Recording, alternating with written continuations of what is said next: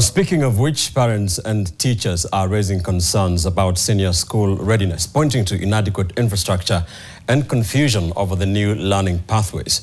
These concerns come even as the Ministry of Education announces the 2025 KJSEA examination results for more than 1.1 million learners, the first cohort under the CBE system set to transition to senior school next year. Here is a spot check by NTV.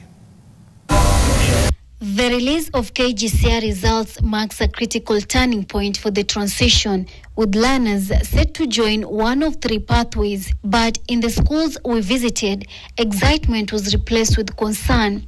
Only a few teachers were present, quietly trying to check results and make sense of what lies ahead. Actually, we really have a burden knowing that all of the others are just looking at us, saying that maybe they'll determine my future, since, we're supposed to get careers first so that the other parents can be assured that CBC is okay. But yeah, we believe we'll be right as a pioneer class. For now, I'm appreciating, but it is 50-50 because we don't know up there how it will end up. Parents say they cannot plan for their children's next steps because most senior schools are not ready. Unapeleka mtoto ambaye shule ina stima, ina lab, hata fananisho na ule mtoto shule yao iko na kila kitu, na hiyo inaleta matokeo nduni. Kujua shule anaenda ilikuwa inanisaidia kwa kujipanga kama ni matumizi, na vile kama anaenda shule ya mbali tunajipanga kama masanduku kumprepare fully, lakini sasa tuko in confusion state, maana yake sisi sasa akiitwa shule ya mbali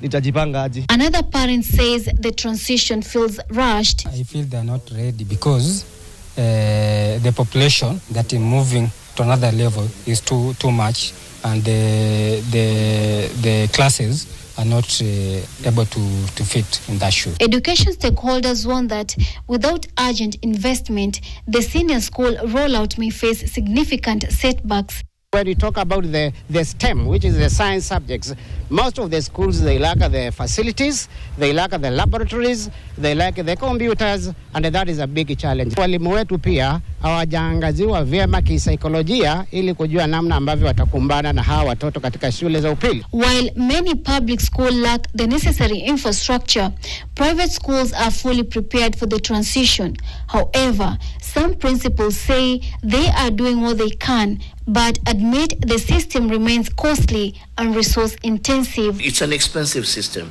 to be very honest. To be very honest, for you to be able to fully implement it the way it ought to be done as part of the curriculum, it involves money. We have been preparing for grade 10 as an administration, so we have all the structures that need to be there. They are ready. Despite the concerns, the ministry maintains that there are enough slots in the 9,540 senior schools nationwide, and placement will be completed by December 20th. Students are expected to report on January 12, 2026. Fatma Bugu, NTV, Mombasa.